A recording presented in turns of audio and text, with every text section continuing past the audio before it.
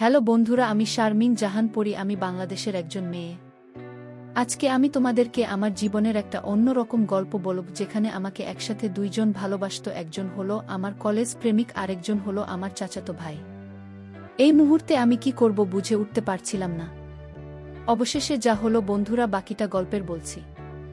আশা করি বন্ধুরা তোমরা আমার পুরো গল্পটি মনোযোগ সহকারে শুনবে। নিশ্চয়ই অনেক মজা পাবে। তো তাহলে চল বন্ধুরা, আর কথা না বাড়িয়ে মূল গল্প শুরু করা যাক। বন্ধুরা, আমি যখন কলেজে পড়তাম তখন আমার চেহারার জন্য অনেকেই আমাকে প্রশংসা করত। বলতো আমার রূপ নাকি পরীর মতো, আমার লম্বা কালো চুল, ঝকঝকে চোখ আর হাসিটা ছিল এমন, যা দেখে অনেকেই মুগ্ধ হয়ে যেত। আমি নিজেও জানতাম আমার এই সৌন্দর্য আমাকে একটু আলাদা করে দিয়েছে, কিন্তু আমি কখনো এটা নিয়ে অহংকার করিনি।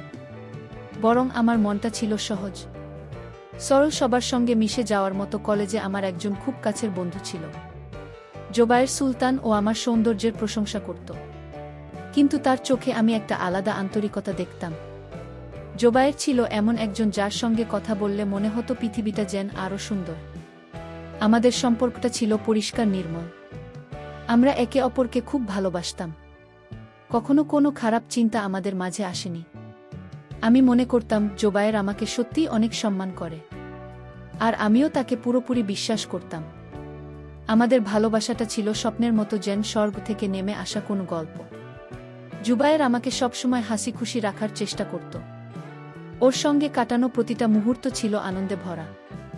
আমরা একসঙ্গে কলেজের ক্যান্টিনে বসে আড্ডা দিতাম, লাইব্রেরিতে একসঙ্গে পড়তাম, আর কখনো কখনো কলেজের পাশের পার্কে হাঁটতাম। ও আমাকে ছোট ছোট উপহার দিত, কখনো একটা ফুল, কখনো একটা হাতি লেখা চিঠি। আমার মনে হতো জোবায়েরের মতো ছেলে পৃথিবীতে খুব কমই আছে। ওর সঙ্গে থাকলে আমার মনটা শান্তিতে ভরে যেত। আমি ভাবতাম এই ভালোবাসা চিরকাল এমনই থাকবে। কিন্তু আমার জীবনে আরেকজন মানুষ ছিল, যে আমার চাচাতো ভাই আয়মান সাদিক নোমান। আয়মান ভাইয়া দেখতে অনেক হ্যান্ডসাম, আর তার ব্যবহারও ছিল বেশ মার্জিত। আমি তাকে সবসময় বড় ভাইয়ের মতোই সম্মান করতাম, কিন্তু মাঝে মাঝে তার কথাবার্তায় আমি একটা আলাদা আভাস পেতাম।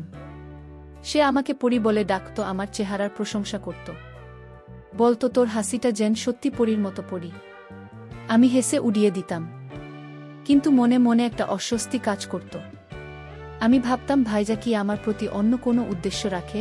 আয়মান ভাইয়া প্রায়ই আমার সঙ্গে সময় কাটাতে চাইত। আমাদের বাড়িতে এলে আমার সঙ্গে গল্প করত, আমার পড়াশোনার খোঁজ নিত। আমি তার এই যত্নকে বড় ভাইয়ের মতোই ভাবতাম, কিন্তু তার চোখের দৃষ্টিতে মাঝে মাঝে এমন কিছু থাকত যে আমাকে ভাবিয়ে তুলত। আমি নিজেকে বোঝাতাম না এটা আমার মনের ভুল। ভাইজা আমাকে ছোট বোনের মতোই দেখে, তবু মনের কোণে একটা প্রশ্ন থেকেই যেত, আয়মান ভাইয়া কি সত্যি শুধু ভাইয়ের মতোই ভাবে? এদিকে জোবায়েরের সঙ্গে আমার সম্পর্ক আরও গভীর হচ্ছিল।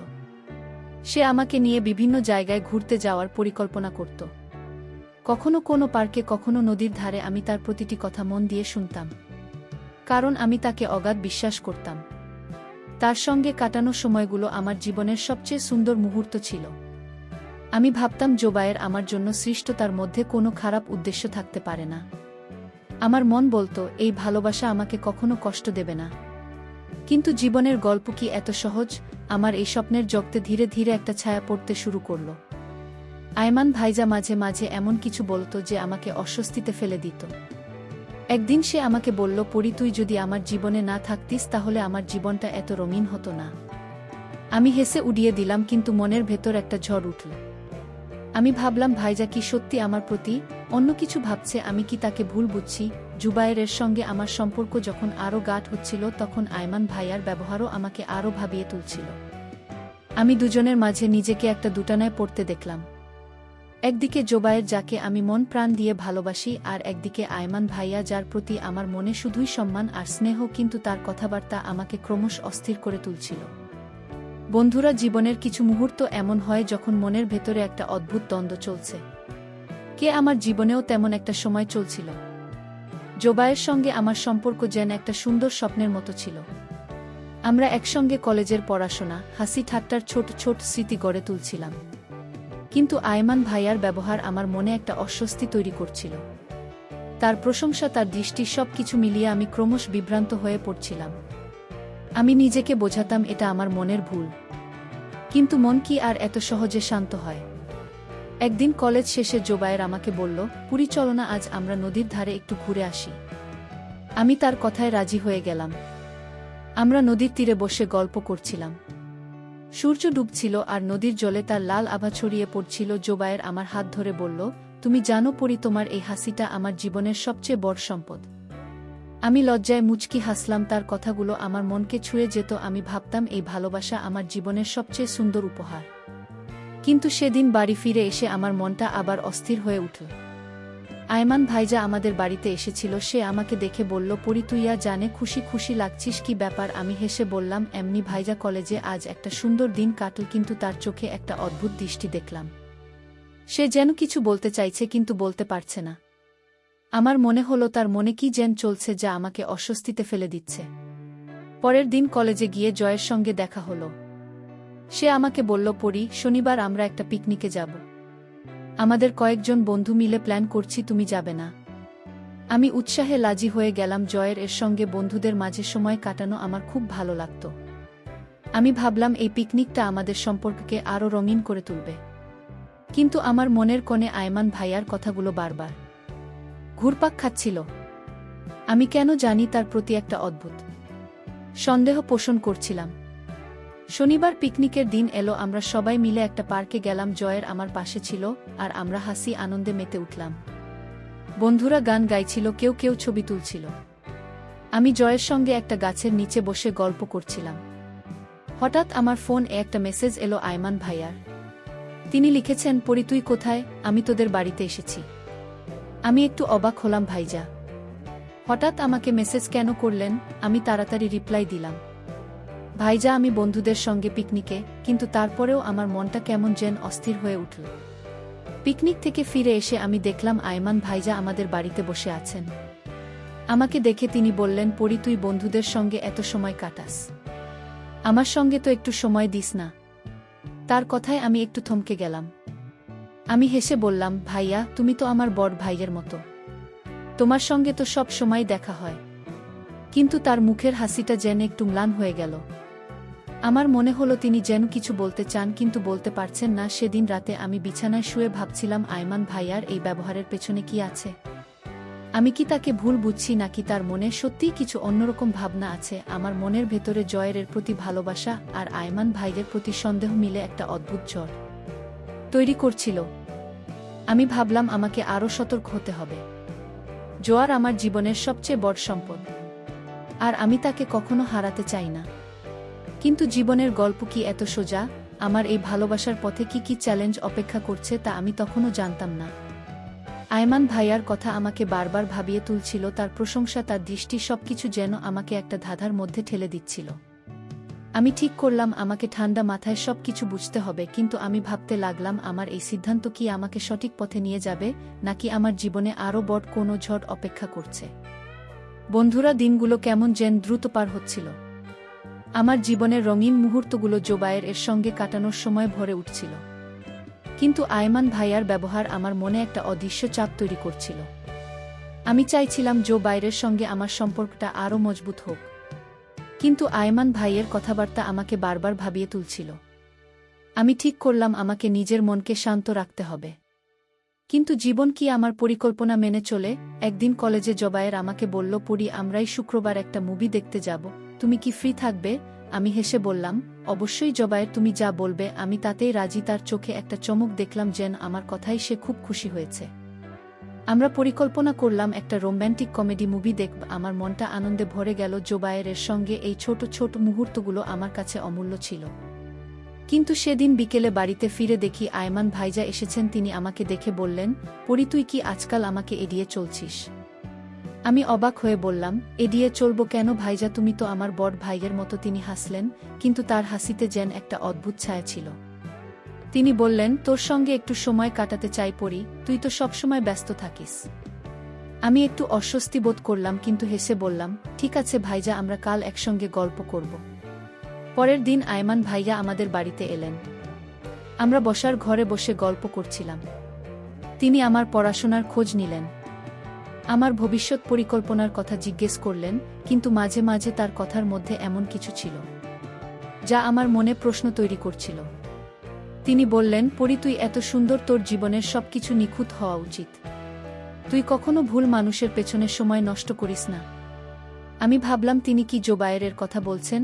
আমার মনটা আবার অস্থির হয়ে উঠল। শুক্রবার এলো আর আমি জোবায়েরের সঙ্গে মুভি দেখতে গেলাম। সিনেমা হলে আমরা পাশাপাশি বসে হাসছিলাম। মুভির মজার দৃশ্যগুলো নিয়ে আলোচনা করছিলাম। জোবায়ের আমার হাত ধরে বলল, পরীর তুমি আমার জীবনে এসেছো বলেই আমার প্রতিটা দিন এত সুন্দর, আমার মনটা ভরে গেল। আমি ভাবলাম জোবায়ের এর মতো মানুষ পাওয়া আমার জীবনের সবচেয়ে বড় পাওয়া। আমি তার প্রতি আমার ভালোবাসা আরও গভীরভাবে অনুভব করলাম। কিন্তু মুভি শেষে বাড়ি ফিরে এসে দেখি আয়মান ভাইজা আমাদের বাড়িতে। তিনি আমাকে দেখে বললেন, পরি তুই এত রাতে কোথায় ছিলি? আমি একটু ইতস্তত করে বললাম, ভাইয়া, আমি বন্ধুদের সঙ্গে মুভি দেখতে গিয়েছিলাম। তিনি কিছুক্ষণ চুপ করে থেকে বললেন, তুই বেশি ঘুরে বেড়াস পরি। আমার মনে হয় তুই একটু সাবধানে থাকা উচিত। তার কথায় আমার মনটা খারাপ হয়ে গেল। আমি ভাবলাম, ভাইজা কেন আমার জীবনে এত হস্তক্ষেপ করছেন? আমি কি তাকে ভুল বুঝছি? সেদিন রাতে আমি বিছানায় শুয়ে অনেক ভাবলাম, জোবায়ের সঙ্গে আমার সম্পর্কটা এত সুন্দর, তবু কেন আয়মান ভাইয়ের কথাগুলো আমাকে এতভাবে তুলছে? আমি ঠিক করলাম আমাকে নিজের মনকে শান্ত রাখতে হবে। কিন্তু জীবন কি আমার পরিকল্পনা মেনে চলে? মনে চলে। জীবনের কিছু সময় এমন হয় যখন সবকিছু ঠিকঠাক মনে হলেও মনের ভেতরে একটা অস্থিরতা কাজ করে। আমার জীবনটা তখন ঠিক এমন একটা মোড়ে দাঁড়িয়েছিল। জুবায়ের সঙ্গে আমার সম্পর্ক যেন একটা ফুলের মতো ফুটে উঠছিল। কিন্তু আয়মান ভাইয়ার কথাবার্তা আমার মনে একটা অদ্ভুত সন্দেহের ছায়া ফেলছিল। আমি চাইছিলাম জোবায়ের এর উপর আমার ভরসা অটুট থাকুক, কিন্তু আয়মান ভাইয়ার ব্যবহার আমাকে বারবার ভাবিয়ে তুলছিল।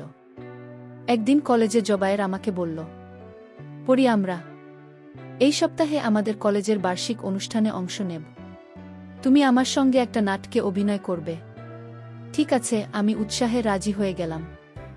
জোবায়েরের সঙ্গে একসঙ্গে কাজ করার সুযোগ আমার কাছে সব সময় আনন্দের ছিল। আমরা নাটকের রিহার্সাল শুরু করলাম। প্রতিদিন কলেজের পর আমরা মিলে মহড়া দিতাম। আর আমার মনে হতো জোবায়েরের সঙ্গে কাটানো এই সময়গুলো আমার জীবনের সবচেয়ে মূল্যবান। তো কিন্তু একদিন রিহার্সালের পর বাড়ি ফিরে দেখি আয়মান ভাইয়া আমাদের বাড়িতে বসে আছেন। তিনি আমাকে দেখে বললেন, পরি, তুই আজকাল খুব ব্যস্ত তাই না? আমি এসেছি, তুই একটু সময় দে। আমি হেসে বললাম, ভাইজা, তুমি তো জানো কলেজে এখন অনুষ্ঠানের প্রস্তুতি চলছে, তাই একটু ব্যস্ত। তিনি কিছুক্ষণ চুপ করে থেকে বললেন, তোর এই ব্যস্ততার মধ্যে আমি একটু চিন্তিত হয়ে পড়ি। তুই বাইরে এত ঘুরিস, সবাইকে তোর জন্য ভালো চায়। আমি তার কথা একটু অবাক হলাম। তিনি কি জোবায়েরের কথা বলছেন? সেদিন রাতে আমি অনেক ভাবলাম। আয়মান ভাইয়ার কথাগুলো আমার মনে একটা অস্বস্তি তৈরি করছিল। আমি জোবায়েরকে পুরোপুরি বিশ্বাস করতাম, কিন্তু ভাইয়ার এই কথাগুলো আমাকে প্রশ্ন তুলছিল। আমি ঠিক করলাম আমি জোবায়ের সঙ্গে এই বিষয়ে খোলাখুলি কথা বলবো। পরের দিন কলেজে গিয়ে আমি জোবায়েরকে বললাম, জোবায়ের, তুমি কি কখনো আমার সম্পর্কে কিছু ভুল ভেবেছ? সে হেসে বলল, পরি, তুমি আমার জীবনের সবচেয়ে সুন্দর অংশ। আমি তোমাকে কখনো ভুল ভাবতে পারি না। তার কথায় আমার মনটা শান্ত হলো, কিন্তু পুরোপুরি নয়। অনুষ্ঠানের দিন এলো। আমি আর জুবায়ের নাটকে একসঙ্গে অভিনয় করলাম। আমাদের পারফরম্যান্স সবাই খুব পছন্দ করল। জোবায়ের আমার হাত ধরে বলল, পরি, তুমি আজ সত্যিই অসাধারণ ছিলে। আমি হাসলাম, কিন্তু আমার মনের কোণে আয়মান ভাইলো কথাগুলো ঘুরপাক খাচ্ছিল। আমি ভাবলাম, আমি কি ভাইয়াকে ভুল বুঝছি, নাকি তার কথার মধ্যে সত্যিই কিছু লুকিয়ে আছে। অনুষ্ঠানের পর আমি বাড়ি ফিরে দেখি আয়মান ভাইজা আমাদের বাড়িতে। তিনি আমাকে দেখে বললেন, পরি, শুনলাম তো ওই নাটকে অভিনয় করেছিস, আমাকে তো দাওয়াত দিলি না। আমি হেসে বললেন, ভাইজা, তুমি তো জানো এটা কলেজের ছোট একটা অনুষ্ঠান ছিল। তিনি বললেন, তবু আমি তোর জন্য চিন্তা করি পরি, তুই এত মানুষের সঙ্গে মিশেস। আমার মনে হয় তুই একটু সাবধানে থাকা উচিত। আমি তার কথায় একটু বিরক্ত হলাম। আমি ভাবলাম, ভাইজা কেন আমার জীবনে এত হস্তক্ষেপ করছেন? সেদিন রাতে আমি বিছানায় শুয়ে ভাবছিলাম আমার জীবনটা যেন একটা ধাঁধার মতো হয়ে গেছে। জোবায়েরের প্রতি আমার ভালোবাসা অটুট, কিন্তু আয়মান ভাইয়ার কথাগুলো আমাকে বারবার প্রশ্ন তুলছে। আমি ঠিক করলাম আমাকে আরও সতর্ক হতে হবে। আমি জোবায়েরের উপর ভরসা রাখব, কিন্তু আয়মান ভাইয়ের উদ্দেশ্য কি তা আমার জানা দরকার। আমার মন বলছিল এই খুব শিগগিরই আমার জীবনে কিছু একটা ঘটতে চলেছে। কিন্তু আমি জানতাম না জীবনের এই পথে আমার জন্য কি অপেক্ষা করছে। আমার ভালোবাসা, আমার বিশ্বাস, সব কিছু যেন একটা বড় পরীক্ষার মুখোমুখি হতে চলেছে। আমি শুধু আশা করছিলাম আমার এই স্বপ্নের জগৎটা অটুট থাকুক, কিন্তু জীবন কি আমার এই আশা পূরণ করবে? বন্ধুরা, জীবনে মাঝে মাঝে যখন মনের ভেতরে একটা অদৃশ্য ঝড় বয়ে যাচ্ছিল, আমার জীবনটা তখন ঠিক এমন একটা মোড়ে দাঁড়িয়েছিল। জোবায়ের সঙ্গে আমার সম্পর্কটা যেন একটা ফুলের বাগানের মতো ফুটে উঠছিল। কিন্তু আয়মান ভাইয়ার কথাবার্তা আমার মনে একটা অস্বস্তির বীজ বপন করছিল। আমি চাইছিলাম জোবায়ের উপর আমার ভরসা অটুট থাকুক, কিন্তু ভাইয়ের কথাগুলো আমাকে বারবার ভাবিয়ে তুলছিল। আমি ঠিক করলাম আমাকে ঠান্ডা মাথায় সবকিছু বিবেচনা করতে হবে। একদিন কলেজে জোবায়েরা আমাকে বলল, পড়ি, আমরা এই সপ্তাহে আমাদের বন্ধুদের সঙ্গে একটা ছোট পার্টি করব। তুমি আসবে তাই না? আমি হেসে রাজি হয়ে গেলাম। জোবায়েরের সঙ্গে বন্ধুদের মাঝে সময় কাটানো আমার কাছে সব সময় আনন্দের ছিল। আমরা একটা কাছের রেস্টুরেন্টে পার্টির পরিকল্পনা করলাম। আমার মনটা উৎসাহে ভরে গেল। জোবায়েরের পাশে থাকলে আমার মনে হতো পৃথিবীটা যেন আরও সুন্দর। কিন্তু সেদিন বাড়ি ফিরে দেখি আয়মান ভাইয়া আমাদের বাড়িতে এসেছেন। তিনি আমাকে দেখে বললেন, পড়ি, তুই আজকাল খুব বেশি বাইরে বাইরে থাকিস। আমার মনে হয় তুই একটু সাবধানে থাকা উচিত। আমি একটু অস্বস্তি নিয়ে বললাম, ভাইয়া, আমি তো বন্ধুদের সঙ্গে সময় কাটাই। এতে সমস্যা কি? তিনি কিছুক্ষণ চুপ করে থেকে বললেন, পড়ি, আমি শুধু তোর ভালো চাই। তুই এত সুন্দর, সবাই তোর প্রতি সৎ নাও হতে পারে। তার কথায় আমার মনটা ভারী হয়ে গেল। তিনি কি জোবায়েরের কথা বলছেন? পার্টির দিন এলো, আমরা সবাই মিলে রেস্টুরেন্টে জমায়েত হলাম। জোবায়ের আমার পাশে বসে গল্প করছিল, আর আমরা হাসি আনন্দে মেতে উঠলাম। বন্ধুরা গান গাইছিল, কেউ কেউ মজার গল্প শোনাচ্ছিল। জোবায়ের আমার দিকে তাকিয়ে বলল, পড়ি, তুমি আমার জীবনের আলো, তোমার এই হাসিটা আমার সবকিছু। আমি লজ্জায় মুচকি হাসলাম। তার কথাগুলো আমার মনকে ছুঁয়ে গেল। আমি ভাবলাম, জোবায়েরের মতো মানুষ পাওয়া আমার জীবনের সবচেয়ে বড় পাওয়া। কিন্তু পার্টি থেকে ফিরে এসে আমার মনটা আবার অস্থির হয়ে উঠল। আয়মান ভাইয়া আমাদের বাড়িতে ছিলেন। তিনি আমাকে দেখে বললেন, পুরি, তুই আজ কোথায় ছিলি? এত রাতে বাড়ি ফিরছিস? আমি একটু বিরক্ত হয়ে বললাম, ভাইজা, আমি বন্ধুদের সঙ্গে পার্টিতে গিয়েছিলাম। তুমি কেন এত চিন্তা করো? তিনি একটু গম্ভীর হয়ে বললেন, পুরি, আমি তোর বড় ভাইয়ের মতো, আমার দায়িত্ব তোকে সঠিক পথে রাখা। তার কথায় আমি আরও বিরক্ত হলাম। আমি ভাবলাম, ভাইজা কেন আমার জীবনে এত হস্তক্ষেপ করছেন? সেদিন রাতে আমি বিছানায় শুয়ে অনেক ভাবলাম। আয়মান ভাইয়ার কথাগুলো আমার মনে একটা অদ্ভুত সন্দেহ তৈরি করছিল।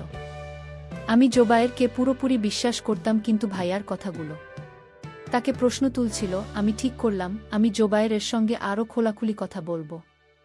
পরের দিন কলেজে গিয়ে আমি তাকে বললাম, জোবায়ের আমার চাচাতো ভাই। মাঝে মাঝে আমার বাইরে যাওয়া নিয়ে চিন্তা করেন। তুমি কি বলো? সে হেসে বলল, পড়ি, তিনি তোমার জন্য চিন্তা করেন, এটা স্বাভাবিক।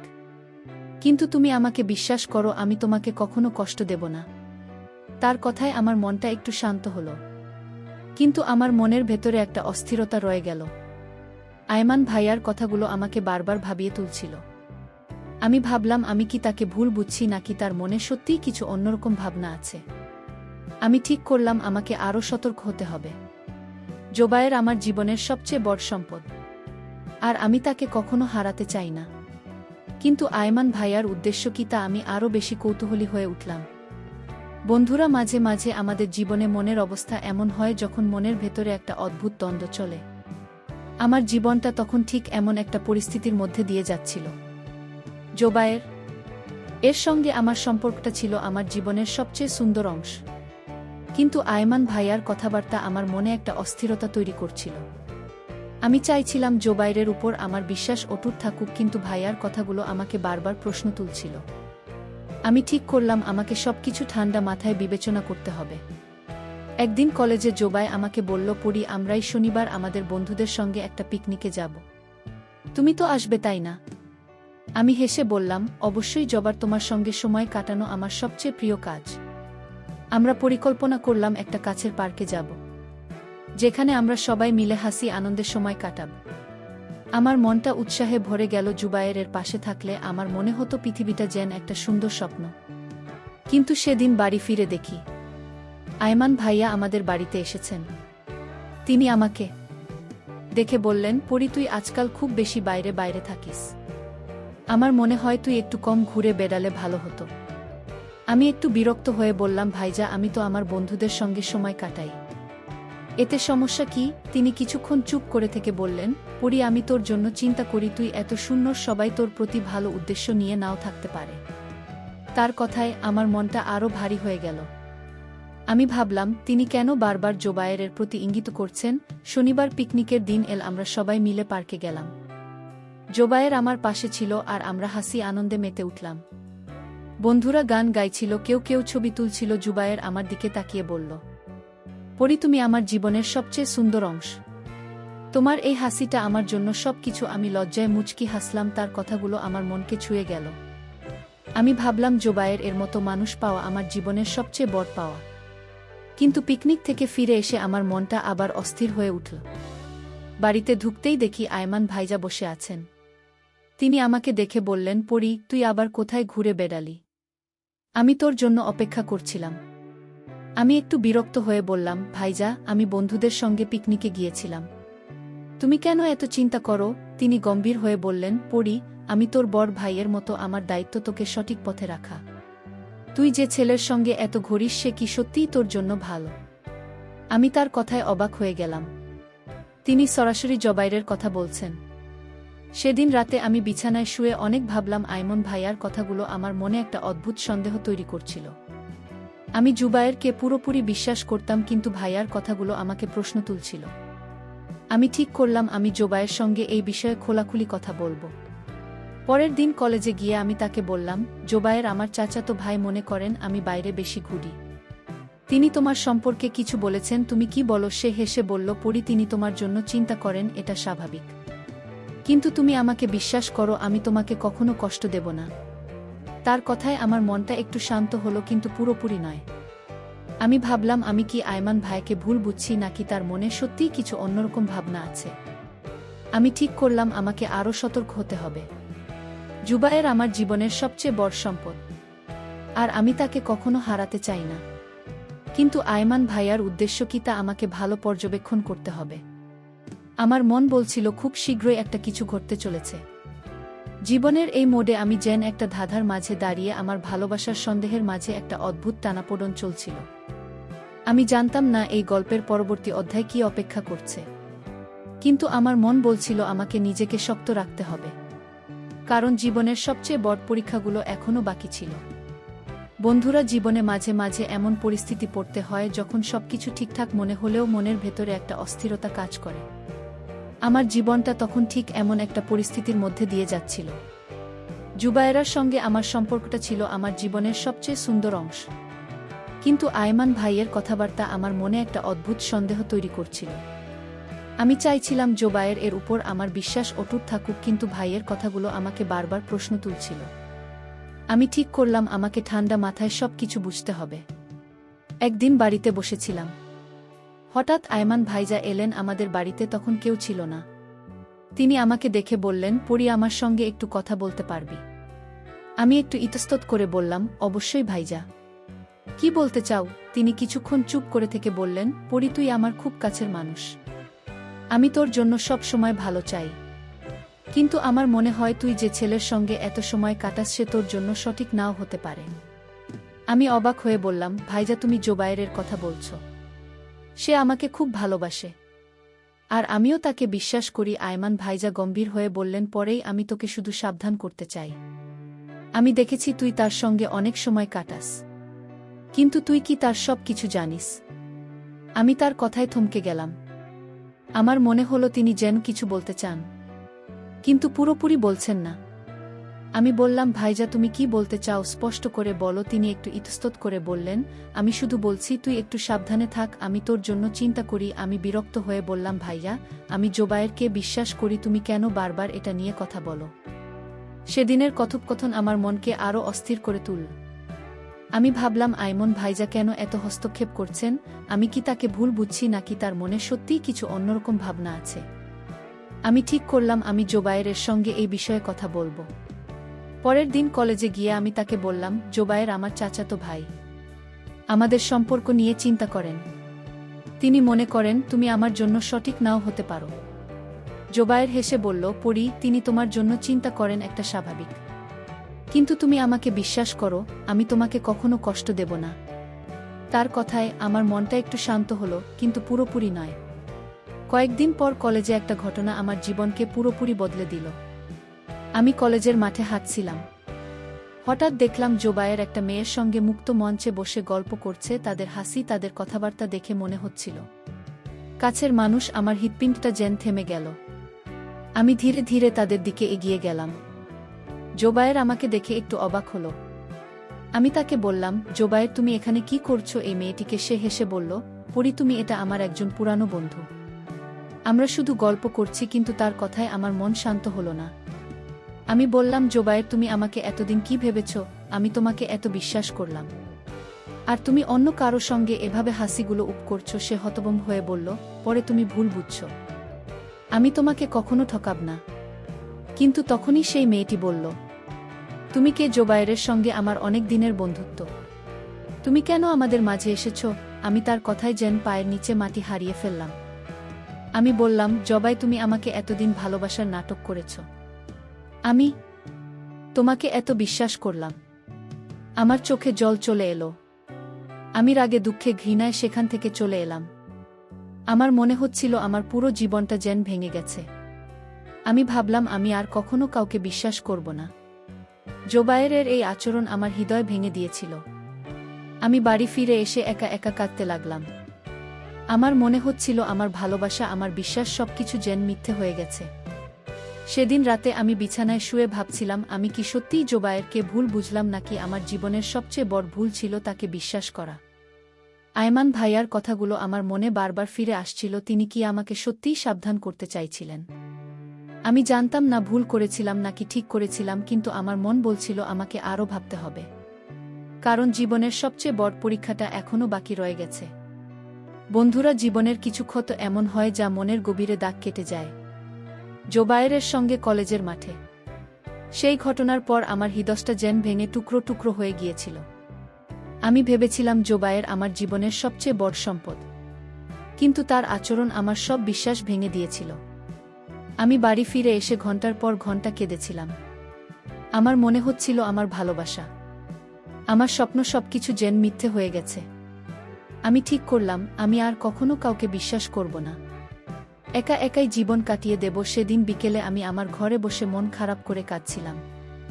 হঠাৎ আয়মান ভাইজা আমাদের বাড়িতে এলেন। আমাকে এমন অবস্থায় দেখে তিনি বললেন, পরে কি হয়েছে? তুই এমন মন খারাপ করে বসে আছিস কেন? আমি চোখের জল মুছে বললাম, কিছু না ভাইজা, শুধু একটু মন খারাপ। তিনি আমার পাশে বসে বললেন, পরে তুই আমার ছোট বোন, তো তোর কষ্ট আমার কষ্ট, বল কি হয়েছে? আমি ইতস্তত করে বললাম, ভাইজা, আমি জোবায়েরকে ভুল বুঝেছিলাম। সে আমার সঙ্গে এতদিন শুধু মিথ্যে বলেছে। আয়মান ভাইজা চুপ করে আমার কথা শুনলেন, তারপর বললেন, পরেই আমি তোকে আগেই বলেছিলাম, তুই যাকে এত বিশ্বাস করিস সে হয়তো তোর জন্য সঠিক নয়। আমি তোর জন্য শুধু ভালো চাই। তার কথায় আমার মনটা আরও ভারী হয়ে গেল। আমি ভাবলাম, ভাইজা কি সত্যি আমাকে আগেই সাবধান করতে চেয়েছিলেন? আমি কি তাকে ভুল বুঝেছিলাম? আমি বললাম, ভাইজা, আমি আর কাউকে বিশ্বাস করতে পারবো না। আমার জীবনটা যেন শেষ হয়ে গেছে। কয়েকদিন পর আমার শরীরটা হঠাৎ খারাপ হয়ে গেল। আমি দুর্বল বোধ করছিলাম, মাথা ঘুরছিল। আমার পরিবার আমাকে হাসপাতালে নিয়ে গেল। ডাক্তার কিছু পরীক্ষা করে বললেন, আমার শরীরে রক্তশূন্যতা দেখা দিয়েছে। অতিরিক্ত মানসিক চাপ আর সময় মতো খাওয়া দাওয়া না করার কারণে এমন হয়েছে। ডাক্তারের বললেন, আমাদের জরুরি ভিত্তিতে রক্তের প্রয়োজন, নয়তো পরির অবস্থা আরও খারাপ হতে পারে। আমার পরিবার খুব চিন্তিত হয়ে পড়ল। আমি নিজেও ভয় পেয়ে গিয়েছিলাম। খবরটা পেয়ে আয়মান ভাইজা হাসপাতালে ছুটে এলেন। তিনি ডাক্তারের কাছে গিয়ে বললেন, ডাক্তার, আমার শরীর থেকে রক্ত নিন। পরি আমার ছোট বোনের মতো, আমি তাকে বাঁচাতে চাই। আমি হাসপাতালের বেড এ শুয়ে তার কথা শুনছিলাম। তিনি আরও বললেন, পরি শুধু আমার বোন নয়, সে আমার কলিজা। আমার স্বপ্ন, তাকে বাঁচাতে আমি সব কিছু করব। তার কথা শুনে আমার চোখে জল চলে এল। আমি এতদিন তাকে ভুল বুঝেছিলাম, তার প্রতি সন্দেহ করেছিলাম, কিন্তু তিনি আমার জন্য এত বড় ত্যাগ করতে প্রস্তুত ছিলেন।